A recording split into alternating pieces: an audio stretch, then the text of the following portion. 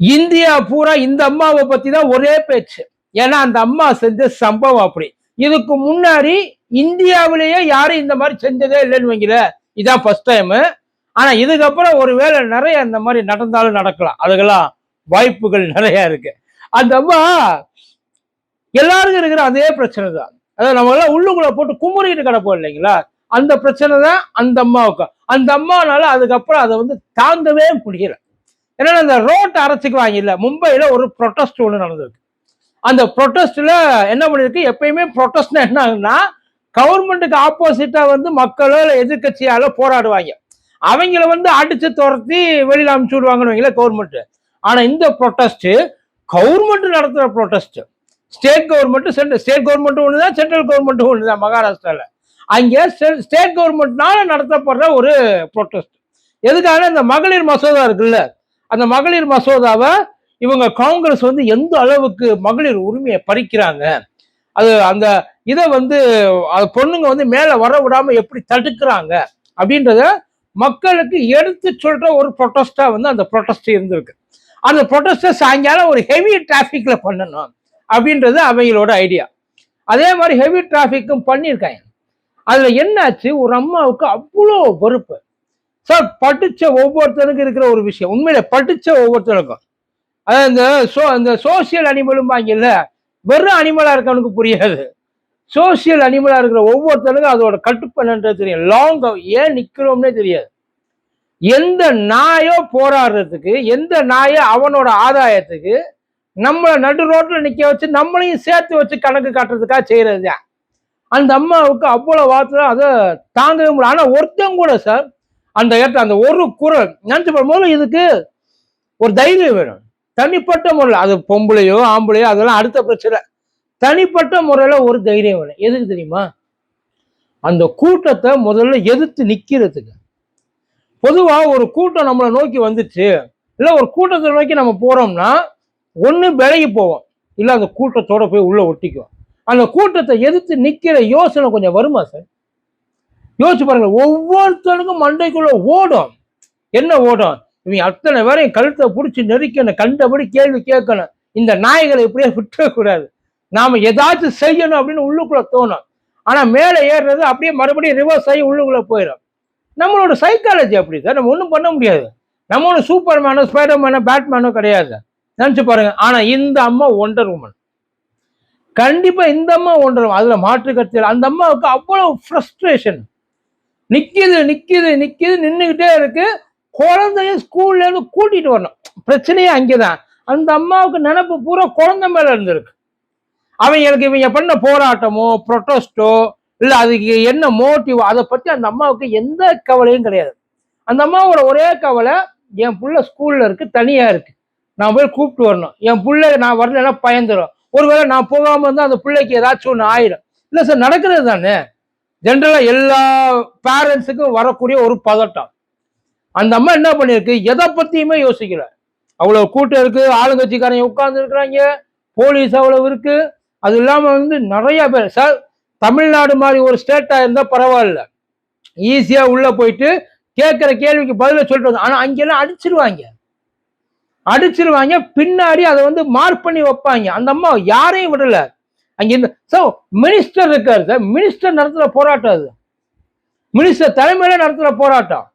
AC DC எல்லாரும் உட்கார்ந்து இருக்கிறாங்க, பெரிய பெரிய ஆபீசர்ஸ் அத்தனை பேருக்கு மேல இறங்கி போயிட்டு இந்த ஜெனரலா ஒரு டைலாக் இருக்குல்ல, என்னன்னு, எப்ப வருவீங்க, அதே மாதிரி அந்த அம்மா எப்ப கிளம்புவீங்க, இதை விட்டு எப்படா போவீங்க, உங்களுக்குள்ள எங்களை பத்தி வந்து எந்த பிரச்சனையும் கிடையாதா, இவ்வளவு பிஸி ரோட்ல எப்படா நீங்க இப்படி ஒரு ப்ரொட்டஸ்ட பண்ணுவீங்க, உனக்கு கத்தணும் போராடணும் அப்படின்னா பொட்டக்காடு அந்த பக்கம் கிடக்கு, அந்த பக்கம் பெரிய பொட்டக்காடு போ, அங்க போய் கத்து, அங்க போய் போராடு, அங்க போயிட்டு உனக்கு தேவையானதை செஞ்சுக்க, எங்களை ஏன்டா தொந்தரவு பண்றீங்க. அந்த அம்மாவோட ஒரு குரல் சார் மொத்த கூட்டத்தையும் ஊமையாக்கிடுச்சு. அவ்வளவு கூட்டம். நினைச்சு பாரு, அந்த அம்மாவுக்கு வேற எதுவுமே கண்ணுல தெரியல. அந்த கூட்டம் கண்ணுல தெரியல, அங்க நிக்கிற போலீஸ் கண்ணுக்கு தெரியல, அங்க இருக்க பொலிட்டீஷியன் கண்ணுக்கு தெரியல. அந்த அம்மாவுக்கு கண்ணுக்கு தெரிஞ்சதெல்லாம் அந்த அம்மாவோட குழந்தை மட்டும்தான். நமக்கு தெரியும் இல்லையா, சாதாரணமா நம்ம ஊர்ல இது எல்லா ஊர்லயும் நடக்கிறது. அந்த அம்மாவுக்கு இப்ப பார்டர்ல தாண்டி பயங்கரமா வந்து சப்போர்ட் வந்துகிட்டு இருக்கு, பாராட்டு மழை பொழிஞ்சுக்கிட்டு இருக்காங்க. ஏன்னா இது அங்க மட்டும் நடக்கிறது இல்லை, எல்லா ஊர்லயும் எல்லா ஸ்டேட்லயும் நடக்கிற ஒரே ஒரு விஷயம். எவனும் எதுவும் செய்ய முடியாம உட்கார்ந்துருக்காங்க. இந்த அம்மாவை ஆர்டினரி உமன்றாங்க, இந்த அம்மா எக்ஸ்ட்ரா ஆர்டினரி உமன். முதல்ல அதை நம்ம எல்லாம் தான் ஆர்டினரி. ஆர்டினரி என்ன பண்ணு தெரியுமா? ஆர்ன் அடிச்சுக்கிட்டே தள்ளிக்கிட்டே மனசுக்குள்ள திட்டிக்கிட்டே வண்டியை ஓட்டிக்கிட்டு போய் போய் சேர வேண்டிய இடத்துக்கு சேர்ந்துடும். இறங்கி போய் நின்று ஏன்டா இப்படி பண்றீங்கன்னு ஒருத்தனையும் கேட்க மாட்டாங்க, ஒருத்தனையும் கேட்க முடியும். இந்த அம்மாவும் இத்தனை நாள் அப்படித்தான் இருந்திருக்கும். ஆக்சுவலி இன்னைக்கு அந்த அம்மாவால இதுக்கு மேல இந்த சொல்லுவாங்களே இதுக்கு மேல முடியாது குருநாதா, அந்த அந்த மொமெண்ட் தான். என்னன்னா அந்த அம்மா அடி வயிற்றுல கத்துது. அந்த அம்மா பேசுறப்பே வந்து பாத்தீங்கன்னா நல்லாவே தெரியும், எவனுக்கும் பயம் இல்லை. அந்த அம்மாவுக்கு எதை பத்தியும் கவலையும் இல்லை. நீ என்ன வேணுமோ பண்ணிக்கிறா, உன்னால என்ன பண்ண முடியுமோ பண்ணு, முதல்ல இந்த இடத்த விட்டு நீ காலி பண்ணு, அதுக்கப்புறம் என்ன வேணாலும் பண்ணு அப்படின்ற மாதிரி அந்த அம்மா இறங்கி நின்று அடிச்சிருக்காங்க. எல்லாருக்கும் அந்த நினப்பு வந்து உண்டு. நம்ம ஊர்ல நடக்கிறப்ப, நம்ம ஊர்ல ப்ரொட்டஸ்ட் நடக்கிறப்ப திட்டிக்கிட்டே எத்தனை பேர் வண்டியை ஓட்டியிருக்கான் ப்ரொட்டஸ்ட் நடக்கிறப்ப. அதாவது ஏதாச்சும் வேற ஏதாச்சும் ஒரு புரோட்டோகால், அதாவது இப்போ ஒரு சிஎம் வர்றாரு, ஒரு பிஎம் வர்றாரு, இல்ல ஆளுநர் வர்றாரு, இல்ல மினிஸ்டர் வர்றாரு, இல்ல வேற யாராச்சும் பெரிய பெரிய ஆபீசர் வர்றாங்க, தலைவர்கள் வர்றாங்க, அதுக்காக வந்து டிராபிக்கை ஒழுங்குபடுத்துறது வேற. ஆனா இவங்க வெளியில இருக்கிறாங்கன்னு தெரிஞ்சுக்கணும், இவங்களை பத்தி வெளியில வந்து எல்லாரும் பேசணும், இவங்க ஒரு அஜெண்டாவை கொண்டு போய் சேர்க்கணும். அது எப்ப சேர்க்கணும்? தனியா போய் நின்று போறான்னா நம்மளை ஒரு பயம் மதிக்க மாட்டான், நமக்காக கூட்டமும் கூடாது. அப்படி கூடாத கூட்டத்தை எப்படி கூட்டி காமிக்கிறது? இந்த மாதிரி இடையில உள்ள புகுந்து நம்மளால என்ன செய்ய முடியுமோ. ஒரு 50 பேர் தான் போயிருப்பாங்க, ஆனா ஒரு 5000 பேர் காட்டணும் இல்லையா? நாளைக்கு அப்பதானே நியூஸ்ல வரும், இந்த மாதிரி பயங்கரமா போராடினாங்க, டிராபிக் ஜாம் ஆச்சு. நல்ல சந்துக்கு நடுவுல உட்காந்துக்கிட்டீங்கன்னா அந்த பக்கமும் போக முடியாம இந்த பக்கம் போக முடியாம அவங்க எல்லாம் நிக்கத்தான் செய்வாங்க. அதைத்தான் அந்த அம்மா கேட்குது.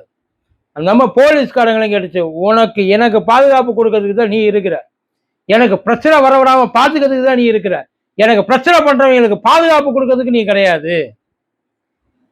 அவ்வளவு பெரிய ஆபீசர் சார் அங்க. அதெல்லாம் சும்மா சொல்லக்கூடாது, வேற லெவலில் செஞ்சு விட்டுச்சு. ஆனா அந்த அம்மா பேர் தான் நானும் எவ்வளவோ தேடி பார்த்தேன், எங்கதாப்பா இருக்குது, ஏதாச்சும் ஒன்று பண்ணலான்னா கடைசி வரையும் அந்த அம்மாவோட பேரே இல்லை, எங்கேயும் கண்டுபிடிக்க முடியல. ஆனா கூடிய சீக்கிரம் கண்டுபிடிப்பேன். ஏன்னா எப்படி அந்த அம்மா மேல ஏதாச்சும் ஒரு கேஸை போட்டுருவாங்க, வெளியில தெரியாமனாலும் ஒரு கேஸை போட்டுருவாங்க. ஆனா எப்படி எவனாச்சும் ஒருத்தர் நோண்டி எடுத்து வெளியில கொண்டு வந்துடுவானுங்களே. கேஸ் வந்ததுக்கு அப்புறம், அந்த கேஸ் நியூஸ்ல வந்ததுக்கு அப்புறம் அந்த அம்மாவோட பேரை சொல்றேன். இதே மாதிரி எல்லாரும் பண்ணீங்க அப்படின்னா அதுக்கப்புறம் நம்மளை ஒரு பயம் ஒன்றும் பண்ண முடியாது.